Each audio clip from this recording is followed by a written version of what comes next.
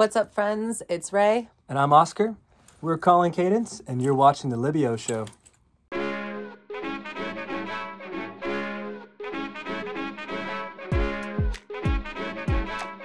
How did she do it? Do it. Do it. Do it. Libby. Oh, oh. Libby. Oh, oh. Libby. 3, 2, Libby. 1. It's the Libby Show. What's going on, everybody? Welcome to a brand new episode of the Libby Show. I am so excited to have my friends on here from duo Calling Cadence, Oscar and Ray, all the way from the West Coast. They have their debut self-titled album out now, along with their acoustic sessions, Volume 1. Welcome to the Libby Show. How's it going? Outstanding. It's really good. Thank you for having us today. Of course, it's so good to see you guys. And it looks like you're in a studio that you typically record in, right? Yes. This is Infinite Spin Studios out here in Sherman Oaks, California. There's the board. You can see Nice. our tape machine. Yes. Well, going off of that, I do have to make mention that something really, really special about your music is it was all recorded analog. And it's something that you're super proud of. It adds, an extra flair to your Americana soulful sound and harmony. So can you talk about that process and what led you to record all of your music analog? Well, it's about the music because we wanted to have, like a throwback vintage vibe. We wanted to be able to make something, that was tipping our hat to our idols, to the people that we grew up listening to, a lot of that vintage 70s and beyond sound, and we wanted to give people, a chance to hear what we sounded like without any kind of computers manipulating it, without any kind of auto-tune. We just wanted straight up music, down to earth music, like we know and love. There's something about that vibe that is just so authentic, and so human. And we got lucky that we found some people that wanted to work with us. And especially nowadays, because everyone does everything digitally. Most of our experience recording prior to this, at least for me, most of my experience recording prior to this was all digital. And most people in this city, it feels like, do digital because it's just easier and you have to find someone who knows how to do everything. And we got lucky because the producer that we found and the manager that we found were super solid and stoked on the and not that there's anything tape. Like bad about it either. It's just it's a whole different medium. It's a whole different discipline of recording music, and we really had to get the right crew of people, and we had to get all the songs right, before we push record. Yeah, because it's important for us to have that integrity and that sound behind it. Right. So yeah, for sure. And can you speak more to just kind of that process and encouraging, those out there who are wanting to take their time finding the right people to work with, like not rushing the creative process, and how that helped everything come together even more beautifully than if it had been that, you rushed to get things recorded? Yeah, because it's art, with this, it's a whole different medium of painting on the tape, so to speak, So yeah, we had to find the right people, and luckily we had the right friends around town, the right musicians from different projects that we pulled, and we sat down with them in the studio and saw if things were going to work, and we found the right vibe, because that's the great thing about tape too, is you really catch the vibe of the room, like you feel that in the music, so you got to find the right people, because that's what it's all about, really. Yeah. I have to mention some of the musicians that are on this record who have performed and recorded with some of my favorite artists as well. Josh Adams, Elijah Thomson, Mitchell, I hope I'm saying his last name right, Yoshida? Yoshida, yes. Yeah. Who worked with, Father John Misty, Beck, Fruit Bats. Talk about, how you chose this band and, what sounds that you wanted to accomplish with their talent. Well, I think they had those people had the right vibe as far as, the kind of music that we're making.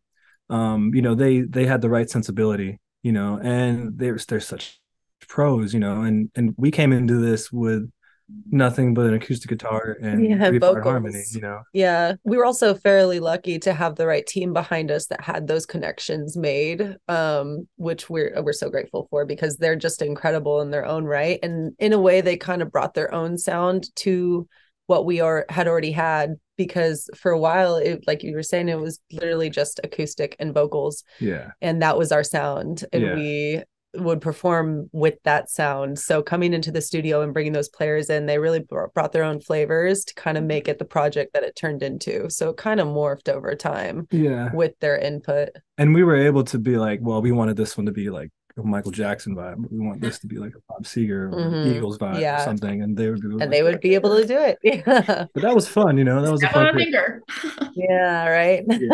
Professional musicians. Worlds of difference. It was exciting. Yeah. And fits obviously very, very well with your harmonies, which we're going to talk about in a little bit. But Good Day went #1 on the CMT 12-pack countdown. And it's also going to be featured at the end of this interview, an acoustic style session of the song. So very, very excited for the viewers to see that. But talk about the significance of this song on the record and the writing process. That was definitely one of the leading songs I think we had as the batch, and a few of them, they got added later on during the recording process. But that one was a big one that we wanted to get right. And it's such an interesting song because there's a little bit of a dance vibe to it. There's a little bit of a stomp vibe to it. So we wanted it to be kind of one of our anthems, and it really is today. I mean, we love to open up a show with Good Day or end it with Good Day. And God, and we got to stack so many things. We got the horns on it and keys and things like that. That was another one that kind of morphed over time because it started off being, like I said, very acoustic, and it even the way we kind of structured it changed a little bit. This was one of the oldest songs that we had written, or that he and our other partner had written before I joined the band. So I came in learning the third part on this song, but it's one of the ones. As far as I've been in the band, it's OG songs. I mean, so you can talk more about the writing. And that's what we love about our songs too, is that, and that's what our intentions behind the song is. It can live in a few different veins. It could be an acoustic, bluesy, soul, swampy vibe, or it could be like a dance number. And people get up and dance to the music. So going into it, that's kind of always our intention. Is making these songs be able to stand alone, as an acoustic set or with a full band, and that's what we think, makes a really good song anyways, Yeah. This song kind of did that too. I mean, like when we got into the production studio, it was originally a very dancey kind of like funky vibe. That was the whole idea behind it. And then we actually ended up deciding in the studio to end it with that like murky kind of like long dark road thing, like that being the only ending that we had was not how it was originally done. So like that kind of morphed out over time. So it kind of gave two different vibes in the song, which I love that decision. That was in the studio that we decided to do that one. Kind of sums up our vibe, I think, too. Because there's a little happy bit of go lucky and then a little dark. I will say that's like a consistent theme that you have like going on through the whole album there. I mean, even like Burn These Blues, which is, has its like a little bit of a dark side to it. It has a very like catchy, obviously bluesy, soulful tone to it. Yeah.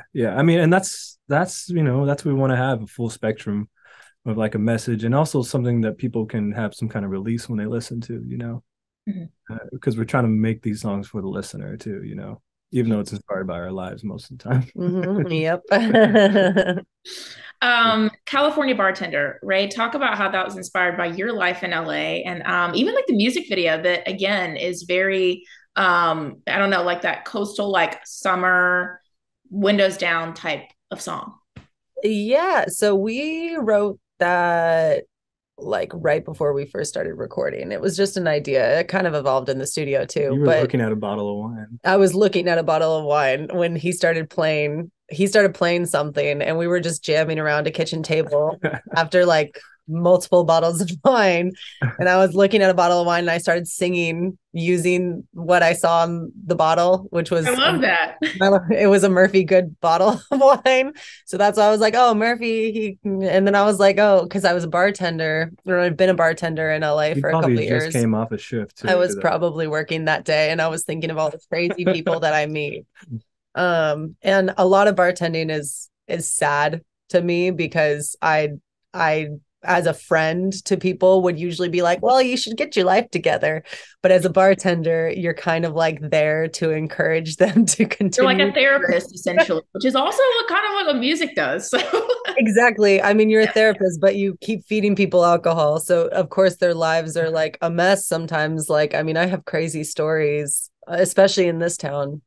So the whole concept of the song lyrically is that, people come to LA with these big hopes and big dreams. And I, as the bartender, have seen so many of them end up in a bar with their washed up dreams. And they're talking about their failed relationships and stuff like this. And it seems like this city swallows up people when they get diverted away from their dreams, and they just like end up in a hole because their wife left them or whatever it is. Yeah.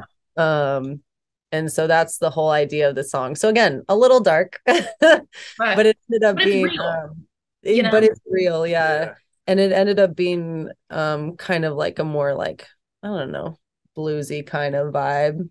But the music, trippy too. Yeah, a little trippy towards the end. And that happened in the studio as well.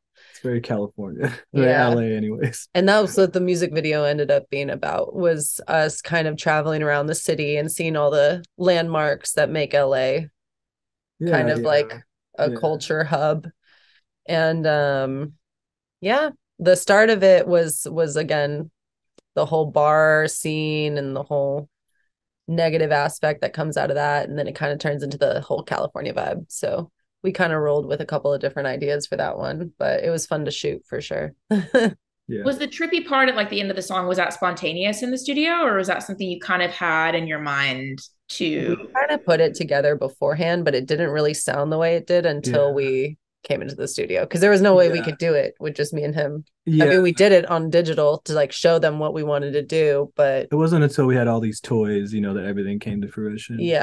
It's the studio's inspiring, the other musicians are inspiring, and the sounds, and then that's when more ideas start to pop up and blossom, and which is this is how the record went, which is really cool. We got to be creative and songwriters for the first time in the studio. And the harmony part was like really important. Like, I don't know, I know both of us love harmony, so like I come from a huge harmonious background where I've sung a lot of harmony in my life, and so the very end of it I was like, we have to do a round, like we have to add on all that stuff. And so he came up with a few other ideas, and then we had our third singer here, and it just kind of like, no, it was just us on that one. Was it just you and me? It's just us. Jules didn't on at all. Okay. Never mind. There's like a mystery in it, kind of, for the listeners. But that's crazy. I mean, that's another thing. We just stacked vocals. Wow. It's been a minute. Now we're like reminiscing on some past recordings. That's cool. Just the Way It Goes.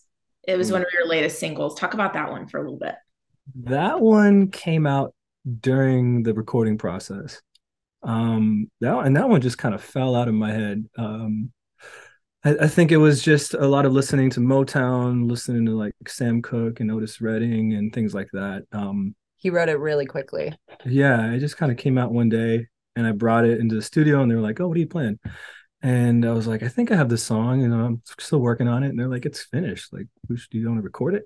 And and so that one kind of came into, and the band learned it for the first time, and we recorded it. But it was the first couple words came out, and I was like, all right, what am I going to write about this song? And it kind of felt like, like someone being ghosted. And I was like, there's not really a lot of songs about people getting ghosted from the 60s, 70s. Honestly, I want to know, like, how did they, I guess you just never saw them again or heard like on the phone, but like this phone. But like, that's like, how did they get ghosted? Right. Oh yeah, people just never heard from anybody again. But But I wanted to bring like some kind of a modern vibe to like a Motown type of vibe. And it is just kind of a blues song, really. The even now, like looking back on it, the more the time goes by, the more I realize things about that song too, because it's got its own life. Would you play it? Was that the one you played on piano all the time? No, it's a different one. Oh, okay. Too many songs, right? Yeah, he would come in and play piano. Y'all have a lot of songs. I will say it's a stacked album. So I really Yeah. Oh yeah. Yeah, I mean we had so many that we wanted to do, and then we had other songs come up, during the process because we just don't stop writing. But yeah, that's one of my favorites because it's got so much energy and it's got such an interesting message that I don't know, we just came up with a story. I mean, that was all you lyrically. I loved it. I was sitting there being like, yeah, that's great. And it sounds so different from the other songs he's written. Like a lot of your originals in the past have never sounded like that. It has its own sound to it. Like even So Far Away and This Time, like and some of his older ones, like they just don't really sound like that. So I thought it was really cool when you brought it in. It was really easy to translate to the calling cadence sound. I mean, I think that was one of the easiest ones we recorded. Yeah.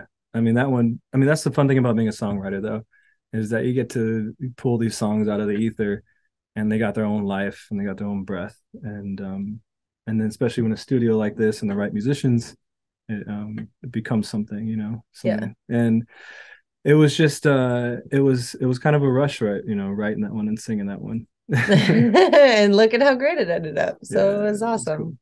Good time.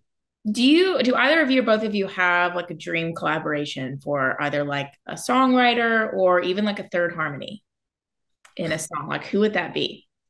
Stapleton. Yeah. Chris Stapleton. Oh my God. Yeah, we should put him on the Paul McCartney. Paul McCartney. Did you watch the Super Bowl performance? We were just talking about that like an hour ago, and I was like, that was the best. What a surprise, too. I didn't even know he was going to come out and do that. I was at work and I just heard his voice and I was like, oh, it's Stapleton. Like, oh my God. So good. It was the best. I was obsessed with it. Yeah. I remember when he was like just about to pop off, he was like recording his album and I got to see him record Sometimes I Cry live. Whoa. Oh my gosh. It was like, nothing like it. He's definitely one of our biggest inspirations. For sure. Album. His voice is just so soulful. And totally. If we can sound like that as a duo, like we're doing something right. He's definitely a big influence for us. Exactly. Well, harmony, obviously, with what you both do is so great. And you both have your like a unique individual sound too, I feel like. And the fact that like you're able to bring that together and make such beautiful music is something that I think that people truly enjoy, or at least speaking for myself. So thank you. I mean, that's one of the greatest things about it is that we're a little different in some ways and we come together and make something completely new. Yeah. Different, but we find similarities too. Yeah. We always say we're related. We're both Pisces, so maybe we're twins from another life. You never know. I mean, but in the same way, like our sound is very different, and it is cool that we can come together and make something. I think that's why we make a good team, is because we're not too similar sound wise with the music aspect. And then our vocal blend is just easy. We can blend. Yeah. It's fun. Yeah. Last year, right? The name Calling Cadence is in reference to Oscar's time serving in the military and then like your connection with music. So can you talk about that important season of your life and how it's fed your creativity and the music that's on your album and what's to come? Yeah. I mean, I've always been playing ever since I was a kid.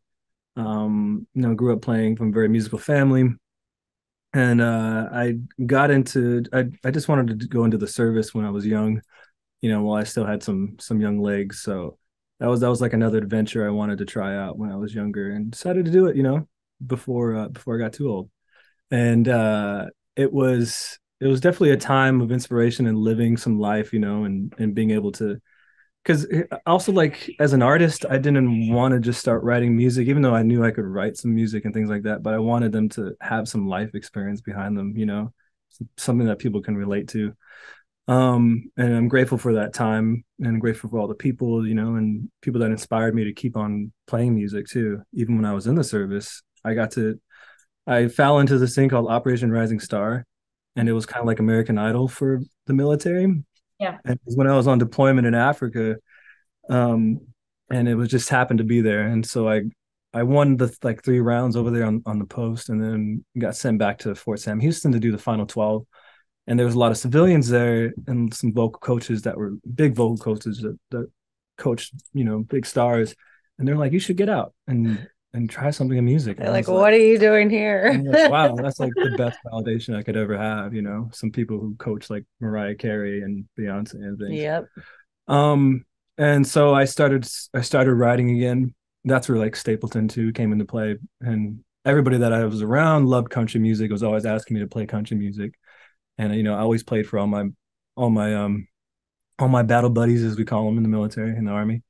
And so I made it my goal to get out after my 6 years contract was done, and came back in here, and some of these songs, like Wasn't It Good was written in Africa. From My Body, one of I my think, favorite songs. also kind of started there too.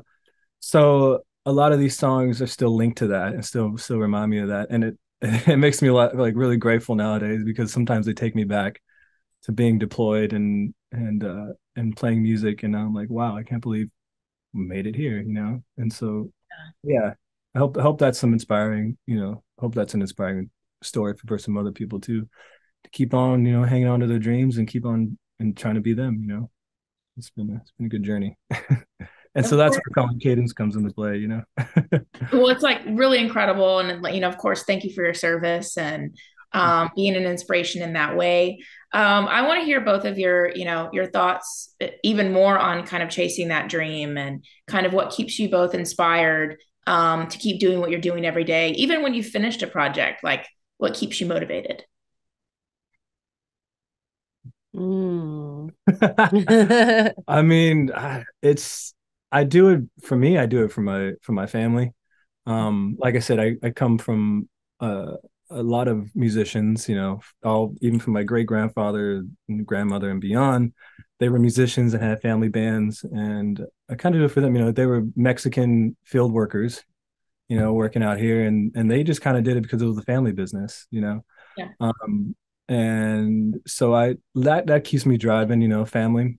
Also because we also realize, that we're artists, and that's what our job is to do in the world, Definitely. It makes us the happiest. A whole lot of it is like, there is no other option for us. I mean, especially him and I, like, I know we like this is what we do. Yeah. For me, I went to college for something totally different. I graduated early with a double major, and I went to, work at an office job, and I was like, gonna do that, and then hated it. And I was always the vibe is like, yay, office. And then like a month and you're like, like it. Well, I was working for the music industry. And so I thought that would be enough music in my life. And I'd always been in bands and done music stuff, but it wasn't something that I was like gonna do until I experienced the other side, like the other grass, and it was not greener whatsoever. And I was like, all right, well,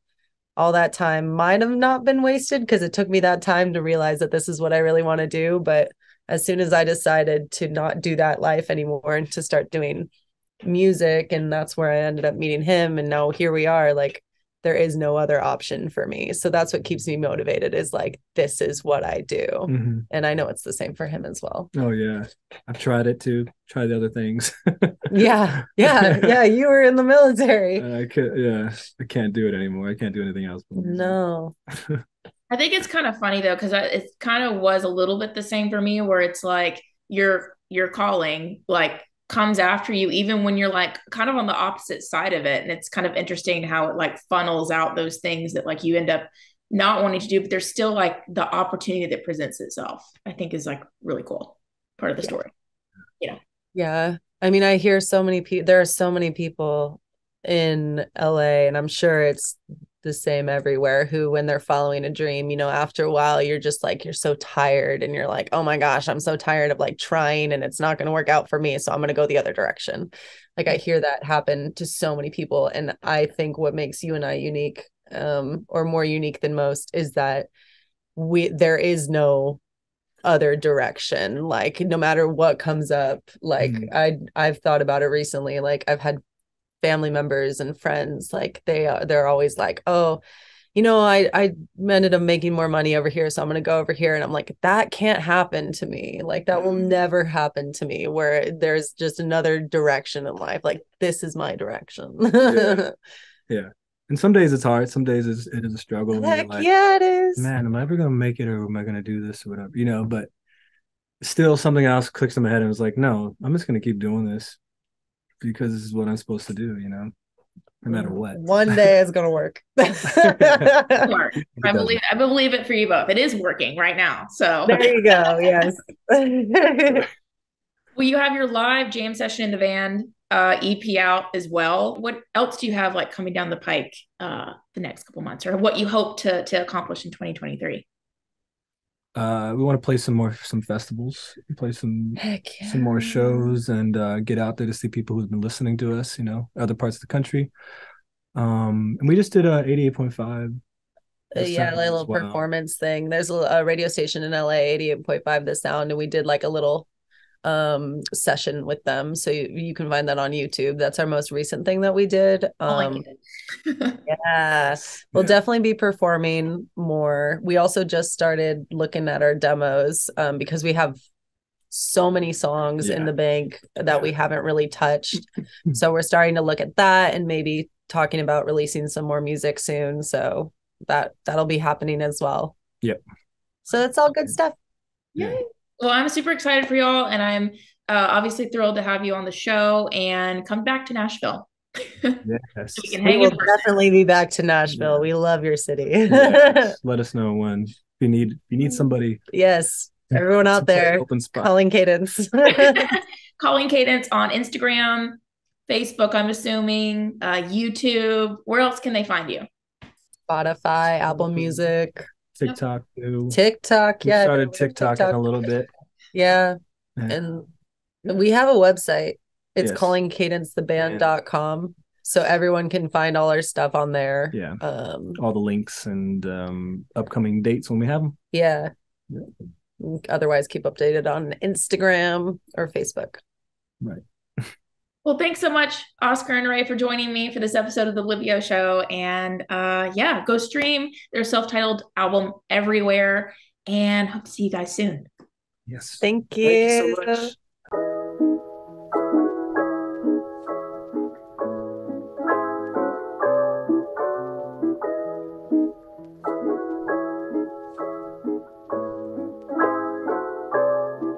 It's the Libby Show.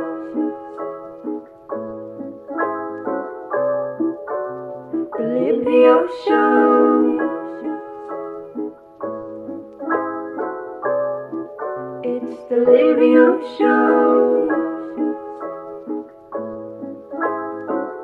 It's the Libby Show.